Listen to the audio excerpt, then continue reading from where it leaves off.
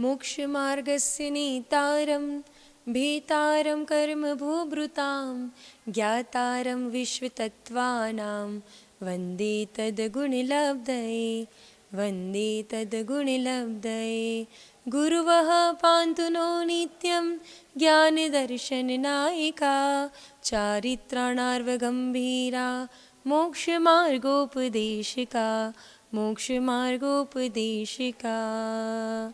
देवादिदेव गजराज श्री पार्श्वनाथ भगवान की, श्री 24 तीर्थंकर भगवान की, परम पूज्य मुनि कुंजर ज्येष्ठ आचार्य श्री आदि सागर आचार्य महावीर कीर्ति जी, आचार्य विमल सागर जी महाराज की जय। युग श्रेष्ठ तपस्वी सम्राट आचार्य भगवान श्री सन्मति सागर जी महाराज की जय।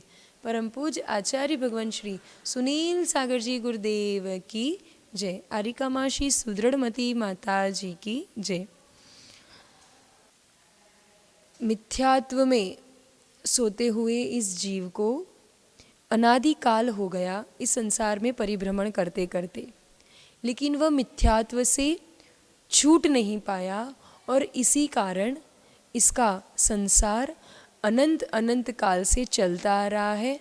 और अगर वह इस पर्याय में मनुष्य, दुर्लभ मनुष्य पर्याय में अगर वह इसका पुरुषार्थ नहीं करेगा तो आगे और अनंत अनंत संसार उसके लिए आगे खड़ा ही है, इंतज़ार ही कर रहा है। आचार्य भगवान बहुत सुंदर बात, एक प्रसंग सुनाते हुए कहते हैं कि जीव अपने ही विचारों से दुखी है और जीव अपने ही विचारों से सुखी हो सकता है। हमारी ये मान्यता है कि हम क्या करें, कितना ही पुरुषार्थ कर रहे हैं, लेकिन अभी हमें वह सुख की तलाश रह रही है, हम सुखी नहीं हो पा रहे हैं। लेकिन हम उनसे कहना चाहेंगे कि अब बताइए कि हमने ऐसा अभी तक ऐसा कोई सम्यक पुरुषार्थ किया सुख प्राप्ति का? सुख कहाँ है बताइए? हम कहते हैं संसार तो दुख है, और अभी हम लोग कहाँ पर रह रहे हैं? संसार में। तो मतलब जहाँ संसार है वहाँ दुख है। तो इस दुख से मुक्ति का उपाय क्या है? अगर पहले सबसे पहले उपाय ढूंढना है अगर, तो उससे पहले स्वीकार भी तो करना पड़ेगा ना कि मैं दुखी हूँ। हमें स्वीकार ही नहीं है कि हम दुखी है। हमारा जीवन चल रहा है बढ़िया, आराम से सुबह उठ रहे, रात को सो रहे, उसके बीच खाना पीना घूमना अच्छे से बढ़िया से तो हमारी ज़िंदगी चल रही है। फिर हम दुखी कहाँ हैं बताइए? आप दुखी है कि सुखी? बताइए ना, आप दुखी है कि सुखी? जहाँ हम कुछ करना चाहे, जहाँ हम कुछ पुरुषार्थ कर रहे और वहीं कहीं कुछ प्रतिकूलता आ जाती है, तो वही परिस्थिति हमारे लिए दुख का कारण बन जाती है। और वहीं सब कुछ अनुकूल चलता रहे तो हम सुख मान लेते हैं, हम अपने आप को सुखी मान लेते हैं, लेकिन वास्तविक में हम सुखी हैं नहीं। क्योंकि आचार्य भगवान सुख की परिभाषा कहते हैं, जहाँ निराकुलता है वहीं सुख है। आपकी निराकुलता बनी कितनी देर तक रहती है बताइए? बनी कितनी देर तक रहती है? जहाँ थोड़ा बहुत हमारे मन के अनुकूल नहीं हुआ वहाँ संक्लेशता आ ही जाती है। और जहाँ संक्लेशता है, जहाँ क्लेश है मन में, वो उतार जो मन का वो जो पैरामीटर ऐसा जो चलता रहता है ना, वो अगर संक्लेशित रहता है तो क्या होता है? वैसे ऊपर नीचे ग्राफ आता है। सीधी लाइन आनी चाहिए। सीधी लाइन आनी चाहिए मतलब अगर मीटर में सीधी लाइन आ जाए तो मतलब अगर आप डॉक्टर के यहाँ एडमिट है, आईसीयू में है, अगर सीधी लाइन आ गई मतलब क्या मतलब? तब तो डेड आप घोषित हो जाते हो। पर वो डेड नहीं होना है। सीधी लाइन मतलब एक से परिणामों की थॉट लेवल का वो ग्राफ या मीटर की बात चल रही है यहाँ, श्वासों की नहीं, अपने परिणामों की, कि हमारा परिणामों का मीटर कैसा है। अगर उसमें ऊपर नीचे वाला ग्राफ है तो निश्चित रूप से हमारी आत्मा संक्लेशित हो रही है। और जहाँ संक्लेश है, कषाय है, वहाँ दुख ही दुख है, वहाँ आकुलता है। ये आकुलता, ये क्रोध, ये कषायों में जो छोटी छोटी बातों पे हम गुस्सा हो जाते हैं, या फिर मतलब है ना, तो किसी भी बात पे परेशान हो जाते हैं। वो आज एक सुंदर प्रसंग चल रहा था, हम विहार से चल रहे थे, तो एक भैया कहते हैं कि माता जी कितना ही पुरुषार्थ करें, हमें मेरे से चाय नहीं छूटती है, आप ऐसा कुछ बताइए कि मैं चाय छोड़ दूँ। मैंने कहा अच्छा ये बताओ। तब जो हमारा चिंतन चल रहा था यही कषायों के बारे में चल रहा था, तो मैंने उनसे पूछा बताओ भैया चाय कैसी अच्छी लगती है, ठंडी या गरम? तो स्वाभाविक सी बात है, आपको पूछे कोई चाय सर्दी के मौसम में कैसी चाय अच्छी लगेगी, तो आप क्या कहोगे? क्या कहोगे? ठंडी चाय अच्छी लगती है? नहीं, क्या कहोगे? गरम गरम की चुस्की वाली चाय अच्छी लगती है। पर यही जब संक्लेश, ये जो आत्मा का जो स्वभाव है, संक्लेश से विपरीत क्या क्या क्या है? क्या है आत्मा का स्वभाव? शांतता, शीतलता। गरम गरम चाय अच्छी लगती है, लेकिन गरम गरम चाय अगर जबान से छू जाए तो जबान जल जाती है ना। तो हम उसे क्या करते, भले ही कितना ही ठंडी का मौसम हो, लेकिन हम गरम चाय को पहले क्या करते हैं? क्या करते हैं? ठंडी करके पीते हैं। और एक बात बताएं, अगर ठंडा करके खाओगे, ठंडा करके पियोगे, चाय को अगर ठंडी करके पियोगे ना, तो देखना और एक लाभ हो जाएगा। क्या? मलाई भी मिलेगी। समझ में आ रहा है कुछ? मलाई भी मिलेगी, 2 फायदे होंगे, मलाई भी खाने मिलेगी। मलाई पसंद है? आज के बच्चों को मलाई पसंद नहीं। मलाई और भलाई दोनों ही काम की चीज़ है, दोनों करना पड़ेगा। मलाई भी खानी पड़ेगी, ताकत आएगी, अच्छा पुरुषार्थ, अच्छा श्रम कर पाओगे, फिजिकल फिट रह पाओगे। लेकिन अतिरिक्त नहीं खाना, वरना डॉक्टर कोलेस्ट्रॉल लिख देगा, है ना।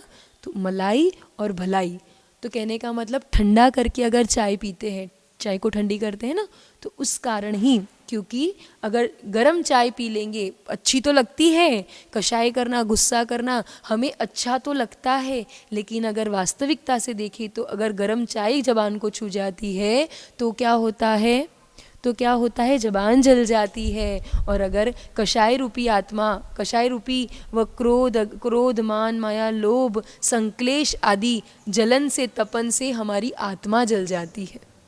आत्मा जल जाती है मतलब आत्मा जल के राख हो जाती है? नहीं, संक्लेशित, वो आकुलता अनुभव करती है, दुख अनुभव करती है, और इसी से उसका संसार, ये हमारे विचार ही, कुछ भी परिस्थिति हो जाए, कहीं भी हो जाए, हम ठंडा करके नॉर्मल हो जाए तो क्या होगा? परिणाम का ग्राफ जहाँ सीधा समान रूप से एक से परिणाम, सिद्धों के परिणाम कैसे होते हैं? ऐसे ही होते हैं। कैसे होते हैं? एक समान। उनमें ना कोई आकुलता होती है, ना व्याकुलता होती है। वो उनके एक से परिणाम, अगर यहाँ रहकर हमने हर परिस्थिति में एक से परिणाम बना के रखे होंगे, तो वहाँ भी अनंत काल तक हम एक से परिणामों में जी पाएंगे, वह हम स्वभाव में रह पाएंगे, वह स्वभाव की उपलब्धि कर पाएंगे। हमारे पास ये मिथ्यात्व का ये जो जहर चढ़ा हुआ है, हमें महिमा नहीं है। हमें जो ऐसा लगता है कि हम जो जी रहे हैं, हम लोग कर रहे हैं, वो सब कुछ बढ़िया है और ये ठीक है, इससे ज़्यादा कुछ हो नहीं सकता, या फिर हम जो कर रहे हैं सब कुछ बढ़िया है। हम बहुत ज़्यादा ही संतुष्ट हो चुके हैं अपनी पर्याय से। ज्ञानी इस पर्याय को विकास करने के लिए मिला है। नमोकार महामंत्र की महिमा अपन समझते ना, रोज पूजन करते हैं, अपवित्र पवित्रो वा, सुस्थितो दुस्तुपितो वा, मतलब ऐसो पंच नमो यारो सव्व पावपणाशनो। ये जो सबसे बड़ा हथियार इस मिथ्यात्व रूपी पहाड़ को खंडन करने के लिए मिला है, वो क्या है? पंच परमेष्टि का स्मरण, जो हमारे आराध्य है नमोकार महामंत्र। और इस नमोकार महामंत्र के माध्यम से, चाहे सुबह उठकर कहो, चाहे रात को सोते समय, उठते जागते, जहाँ टाइम मिल जाए, जहाँ फ्री हो जाए, कुछ नहीं, जहाँ बैठे हैं, नमो रिहंताणम, नमो सिद्धाणम, नमो ऐर्याणम, नमो जैनम, नमुले सवसावणम। अगर इतना बड़ा नहीं हो सकता, ओम ह्रीम अरम अस्या उषा नमः।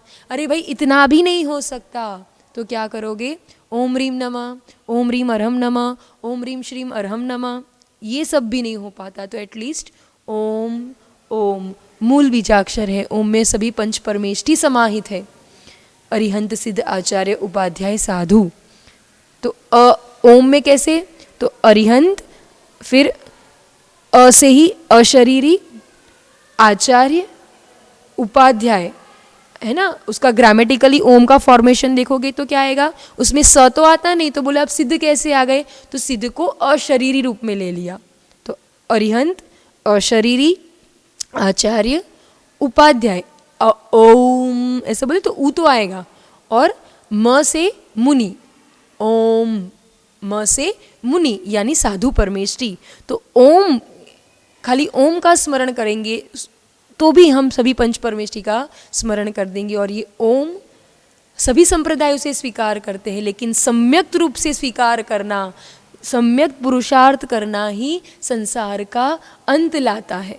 ओम तो दूसरे लोग भी बोलते हैं, हम लोग भी बोलते हैं, हर संप्रदाय में ओम स्वीकार है, लेकिन वो ओम सम्यक समीचीन परिभाषा, समीचीन व इस रूप से है कि जब हम पंच परमेष्ठी का स्मरण करें, ये गुण प्रधान धर्म है। चाहे जिसने राग द्वेष काम आदि जीते सब जग जान लिया, सबने जिन्होंने ये राग द्वेष आदि जीत लिया, वीतरागी हो गए, सर्वज्ञ हो गए, फिर हमें नाम विशेष से कोई मतलब नहीं, हम गुणों को नमस्कार करते हैं। ये नमस्कार मंत्र में गुण, व्यक्ति को नमस्कार नहीं कहा गया। अगर श्री राम ने भी, वो राज्य अवस्था है, और तो हम उसे पूजनीय या वंदनीय नहीं कहेंगे, सम्माननीय हो सकता है, लेकिन वंदनीय, आराध्य रूप में, भगवान के रूप में। जब उन्होंने सर्वस्व त्याग किया, जब सब कुछ राजपाट छोड़कर जब उन्होंने तपस्या का मार्ग, संन्यास का मार्ग ग्रहण किया, और फिर मांगी तुंगी में जाके तपस्या करके निर्ग्रंथ मुनि अवस्था को धारण करके जब उन्होंने केवल ज्ञान प्राप्त कर मोक्ष प्राप्त किया, तो सर्वज्ञ रामचंद्र की महिमा है, उनको भी हम वंदन करते हैं। और महावीर वहीं, अगर वो राज्यावस्था में सब कुछ पहने हुए हैं, सोना चांदी वस्त्र आदि, भगवान महावीर को भी अगर उस अवस्था में मानते हैं तो वो हमारे लिए वंदनीय नहीं, क्योंकि वो राज्य अवस्था है। हम सर्वस्व वीतरागी को वंदन करते हैं।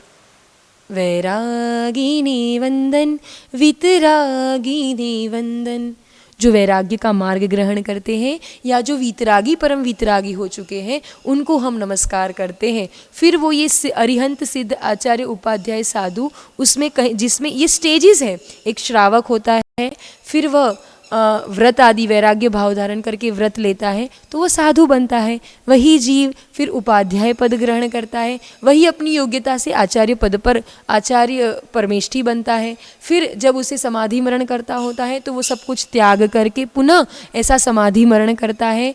एक भव ऐसा आता है कि जहाँ श्रेष्ठ वो ध्यान का उपयोग लगाकर वो शुक्ल ध्यान करके वो 4 घातियाँ कर्म करके वही जीव जो श्रावक था फिर श्रमण बना, फिर आचार्य उपाध्याय बन के फिर उसने समाधि मरण किया, वही जीव अच्छे उपयोग के साथ, अच्छे विचारों के साथ, अच्छे परिणामों के साथ, स्थिर परिणामों के साथ वो क्या बनेगा, अरिहंत बनेगा। और अरिहंत बन के फिर सभी समस्त कर्मों का नाश करके कहाँ जाएगा, सिद्ध अवस्था प्राप्त करेगा। तो ये जीव की अपनी प्रमोशन वाला ये अरिहंत, सिद्ध, आचार्य, उपाध्याय, साधु ये पोजीशंस है। तो हम उसको नमस्कार करते, जिन्होंने भी इस पोजीशन को, इस पोस्ट को प्राप्त किया, उन सभी को हम नमस्कार करते हैं। और उनको नमस्कार करने से ही उनके गुणों की प्राप्ति हमें होती है और हम भी उनके समान गुणवान और भगवान बनते हैं। तो हम यही भावना भाते हैं कि समस्त यहाँ उपस्थित जितने भी लोग हैं, जितने भी सुन रहे हैं या जितने भी जीव हैं संसार में, सुखी हो, मंगल हो, सबका अच्छा हो, ऐसे अच्छे परिणाम, अच्छे विचार रखें, शांत भाव से अपनी आत्मा का स्मरण करें और ये आत्मा भी एक दिन गुणवान बन के भगवान बने। इसी दिव्य मंगल भावना के साथ जय बोले परम पूज्य आचार्य भगवान श्री सुनील सागर जी गुरुदेव की जय। जिनवाणी के ज्ञान से सूझे लोकालोक, सोवाणी मस्तक नमो सदा देत हूँ धोख। हे जिनवाणी भारती तो ही जपू दिन रैन, जो तेरी शरणा रहे सो पावे सुख चैन। कर दो।